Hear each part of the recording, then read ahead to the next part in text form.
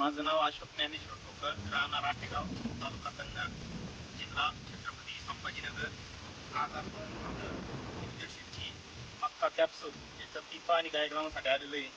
अतिशय चांगली व्हरायटी आपण बघू शकता. एक टोकापर्यंत भरलेले दाणे आहे कांसांमध्ये. आणि आतली जी पिट्टी आहे तिची साईज एकदम छोटीशी आहे आणि कॅप्सूल आकाराचा दाणा आहे.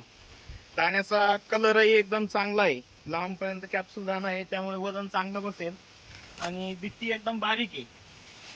आपण जर बघितलं टोकापर्यंत तर दाणे भरलेले आहे, परंतु वरचा जो कणसाचा भाग आहे हा पूर्णतः ब्लॉक आहे, जेणेकरून आळही आत शिरत नाही. आणि सततचा पाऊसही आला तर पावसाचं पाणी आत शिरत नाही, त्याच्यामुळे दाण्याला बुरशी येत नाही, म्हणजे कलर टिकून राहतो. ही एक मक्काचे वैशिष्ट्य आहे.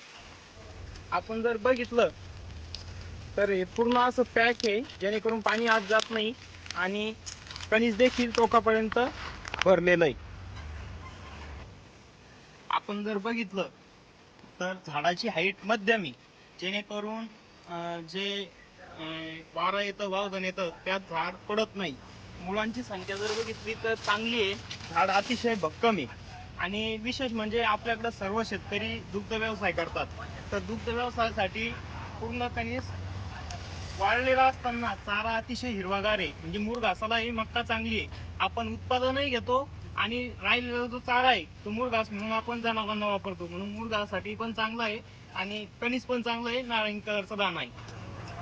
आपण जर बघितलं तर लागवडीचं अंतर, हे जे अंतर आहे 2 बाय 10 इंच, जेणेकरून कणसाचा एक समान आकार येतो आणि टोकापर्यंत भरलेले दाणे येतात. लागवड करतेवेळेस आपण एवढं लक्ष करायचं आहे की 10 इंचावरती लागवड करायची आहे आणि 2 साऱ्यातील अंतर 2 फुटापर्यंत ठेवायचं आहे. एक लाईन.